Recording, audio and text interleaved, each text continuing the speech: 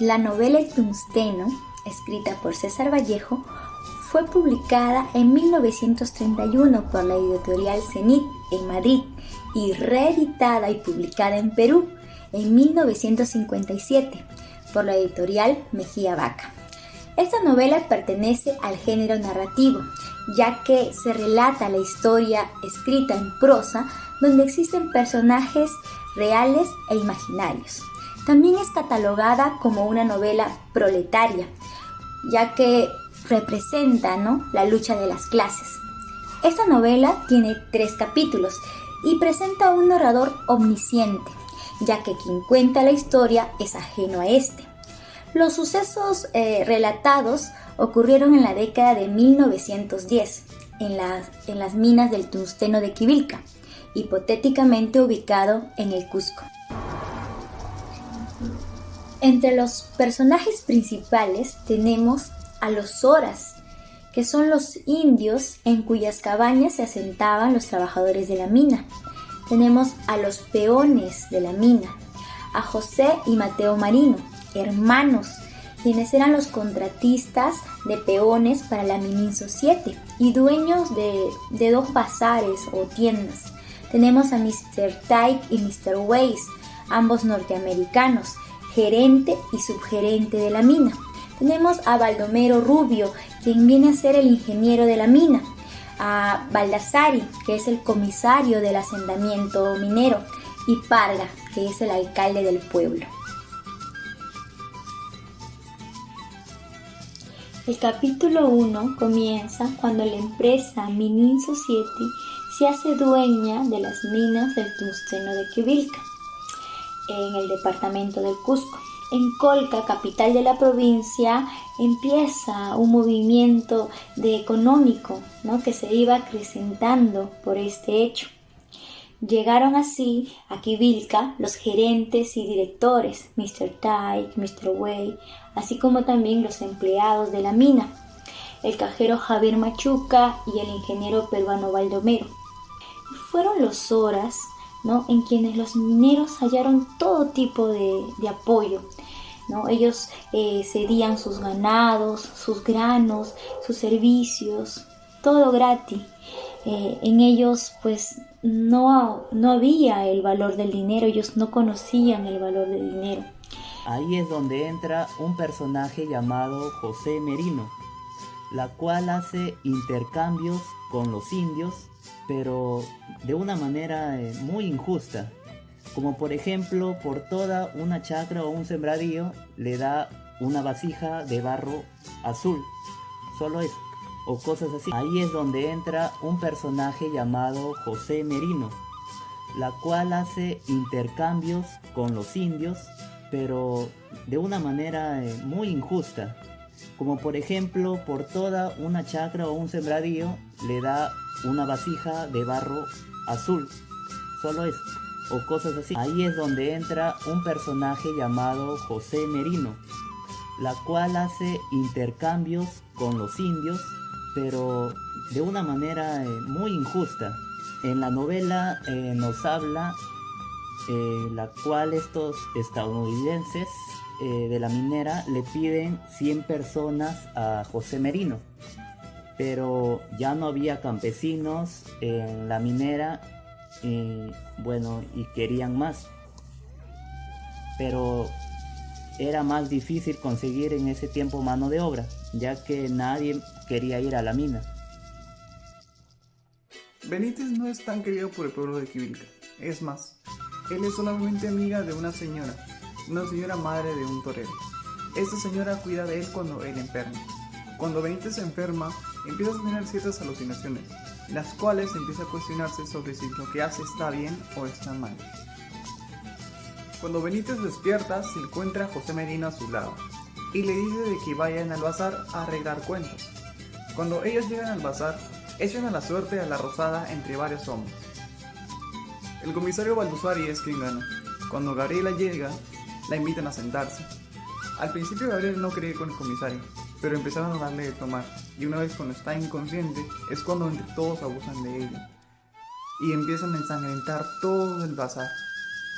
Al día siguiente entierran a Gabriela.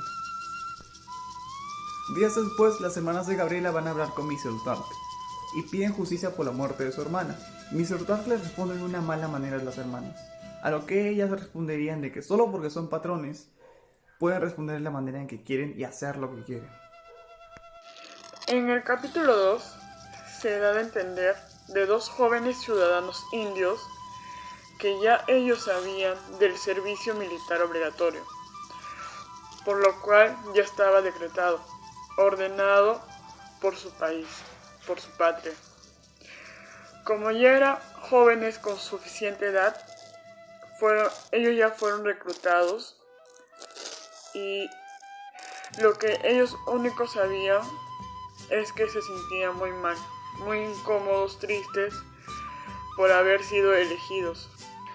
Braulio Conchucos tenía a su padre muy viejo y tenía dos hermanos muy pequeños, una mujer de 10 años y un varón de 8 años. El joven Braulio intentó despedirse de su familia, de su padre y de sus dos hermanos, pero no pudo porque ya lo tenían amarrado como prisionero, con sus manos atrás y atado en sus pies. La comitiva que llevaba a cabo un coronel, llevando en sí a Isidoro López atado a una mula en pie. Luego de esto, que fallece, sus familiares se enteran y lloran su partida. Luego se preguntaban que quién eran esos monstruos brillantes con botones, ya que también llevaban escopeta, y preguntaban por qué llevaban a Braulio y al Taita, los enrolados, quienes tenían que ir al paso de las bestias, las mulas. Al principio caminaban a paso firme, con facilidad, luego comenzaron a cansarse y no guiaban los pasos de las bestias. En tanto, el que Grendane no dejaba avanzar y querían que sigan su paso, y como no podían, les tiró una cachetada. Y ya que pasaban por lugares escabrosos y peligrosos, y los vecinos del Colca, que seguían los enrolados, sentían mucha pena, ya que eran muy maltratados, estaban casi muertos. Entonces, el superprefecto ordenó que les traigan a los enrolados Braulio y el Taita, para que lo desaten. ¿Qué sucede en el capítulo número 3? Pues en el capítulo 3 se reúnen el herrero Huanca, Benítez, el apuntador y el examante de Graciela, todos ellos en Quivilca. En dicha reunión se habló mucho sobre las injusticias que se cometían contra los indios por parte de los ricos de Mining Society. Se habló mucho sobre quién debería gobernar. Al inicio Benítez estaba convencido de que la clase intelectual debería hacerlo, pero luego cambió de opinión y piensa que la clase obrera debería gobernar. Posterior a ello, el apuntador no podía conciliar el sueño por los pensamientos que tenía sobre la revolución y por el recuerdo de su amada Graciela. ¿Qué personajes aparecen en este capítulo número 3? Pues aparecen personajes como Leonidas Benítez, el herrero Huanca, el examante de Graciela y el apuntador. ¿En qué lugares se desarrolla el capítulo 3? Pues todos se dan en Quivilca, pero uno en especial en el rancho. El marco temporal de la obra se inscribe en los años de la Primera Guerra Mundial, lo cual ocasiona la venida de Mining Society y la explotación del metal. La novela de Tusteno nos enseña 3 valores importantes, que una de ellas es la honestidad. Al momento de la llegada de la empresa Mining Society o Sociedad Minera a la ciudad de Quivilca, se revela el caso de desigualdad por parte de los propietarios, ya que ellos dan prioridad a sus beneficios sin importar el daño que pueden causar a la gente de la población, o por ejemplo los obreros que trabajaban en aquella empresa. El siguiente valor es el valor de la igualdad. Pero en esta novela el Tusteno jamás se cumplió ese valor, ya que los patrones trataban peor que animales a los indígenas, y los indígenas querían ser tratados por iguales, ya que en esta historia lo cuenta. El último valor sería valentía. Gracias a la valentía de Servando Huanca, junto a Leonidas Benítez y el Apuntador, que se unieron al movimiento revolucionario mundial para así los explotadores sean vencidos y los obreros e indios de todas partes del mundo sean totalmente liberados. Hoy en día en el trabajo en la mina no hay mucha explotación. Existen sindicatos que exigen beneficios y buen trato al trabajador. Actualmente existen personas que tienen más conocimientos y varias fuentes de buscar trabajos y no ser engañados por los empresarios. Hoy en día los trabajos de la mina son bien remunerados. En la globalización de hoy en día existe el libre comercio de bienes y mayor oferta de empleos. Hoy en día existe mayor intercambio cultural gracias a los medios de comunicación.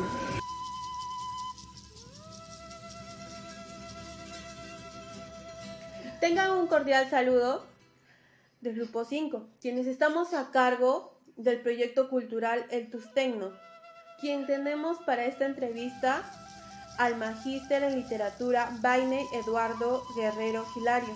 A cargo de la entrevista está mi compañera Jenny Flores Chávez. Gracias por la invitación, me siento a gusto de poder colaborar con ustedes en esta oportunidad. Gracias a usted por aceptar nuestra invitación. Dígame, ¿cree usted que la literatura puede llegar a convertirse en un instrumento de la revolución? ¿Por qué? No, la literatura en sí es un saber de segundo orden. Si bien es cierto, reflexiona sobre la sociedad y sus avatares, también genera un placer mediante la lectura.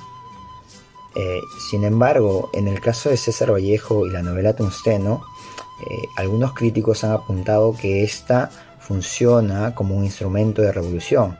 Esto en la medida de que Vallejo, cuando escribe la novela, estaba influenciado fuertemente por el socialismo.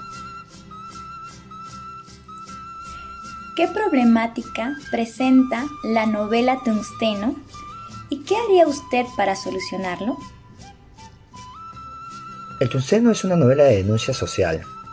Esta se da en la medida de que una empresa extranjera, foránea, se apropia en cierta forma no solo de unas tierras para explotar, ¿no?, para trabajar la minería, sino también de un grupo, ¿no?, de personas, de indios en este caso, ¿no?, y tiende pues a llevar a la explotación.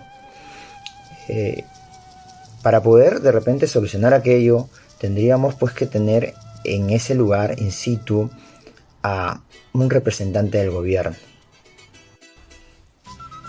¿Qué cree usted que inspiró a Vallejo para escribir la novela El Tungsteno?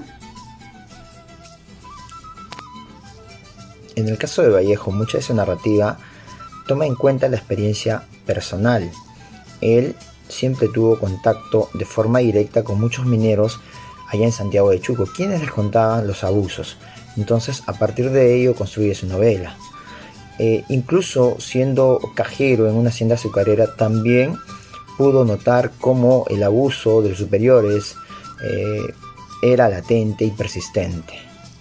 Por otro lado, en cuanto a la forma narrativa, Vallejo tiene mucha influencia del cine, especialmente de la técnica del montaje. Por eso algunos críticos piensan que su novela es disociada, cuando no es así realmente.